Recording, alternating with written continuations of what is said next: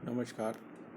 Rajesh Pilot government polytechnic college Dausa के YouTube channel पर आपका स्वागत है।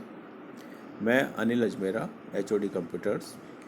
आज हम CS/IT 308 introduction to network security and cryptography subject के 2019 बोर्ड ऑफ टेक्निकल एजुकेशन के क्वेश्चन पेपर के सॉल्यूशन के बारे में अध्ययन करेंगे।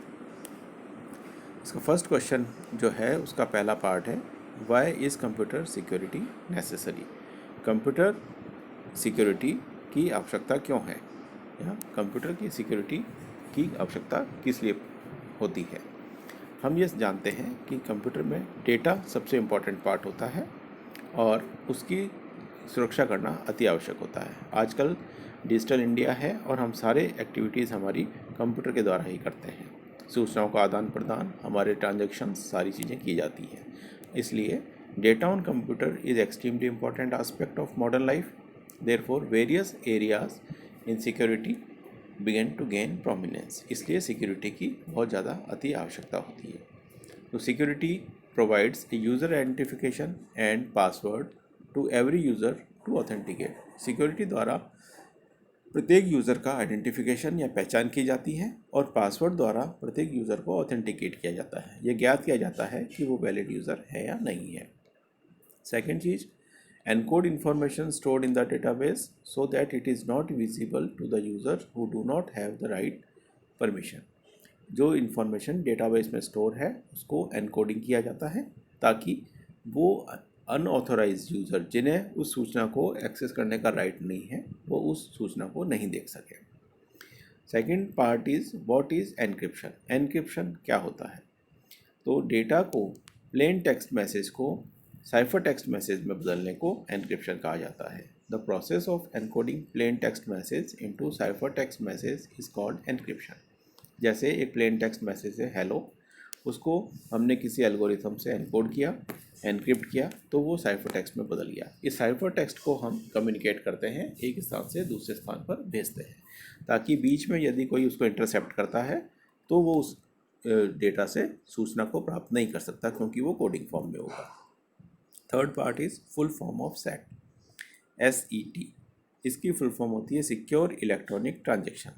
ये जो प्रोटोकॉल है सेट एक प्रोटोकॉल है और ये मोस्टली डिजिटल ट्रांजेक्शन्स के अंदर काम में आता है। क्रेडिट कार्ड वगैरह के द्वारा जो पेमेंट किया जाता है तो वो सिक्योर इलेक्ट्रॉनिक ट्रांजेक्शन या सेट प्रोटोकॉल द्वारा किया जाता है। Part number 4, define passive attack. What is passive attack? Attack दो प्रकार के होते हैं जो इन्फॉर्मेशन या हमारे डेटा के ऊपर कर किए जाते हैं, एक्टिव अटैक और पैसिव अटैक। एक्टिव अटैक वो अटैक होते हैं जो सूचना के अंदर परिवर्तन कर देते हैं, जबकि पैसिव अटैक केवल सूचना को रीड करते हैं, उसमें किसी प्रकार का मॉडिफिकेशन या चेंजेस नहीं करते। So passive attacks do not involve any modifications to the contents of an original message. They are of two types, release of message content and second traffic analysis. Question number 1 का 5th part, define firewall. Firewall क्या होती है? Firewall act like a Sentry.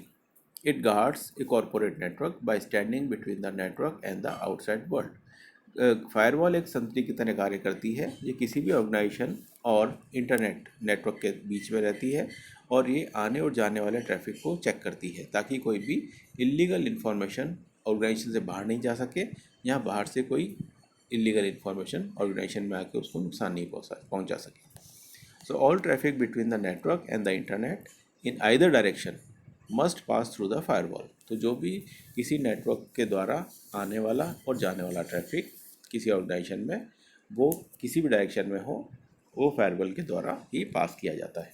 The firewall decides the traffic can be allowed to flow or whether it must be stop. कि firewall ये decide करेगी कि उस traffic को अलाउ करना है या उसे रोकना है।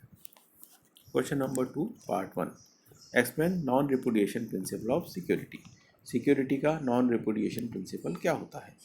Non repudiation does not allow the sender of a message to refute the claim of not sending that message. Non repudiation का अर्थ ये होता है कि सेंडर जो होता है, जिसने सूचना भेजी है, वो फ्यूचर में इससे इनकार नहीं कर सकता कि वो सूचना उसके द्वारा नहीं भेजी गई।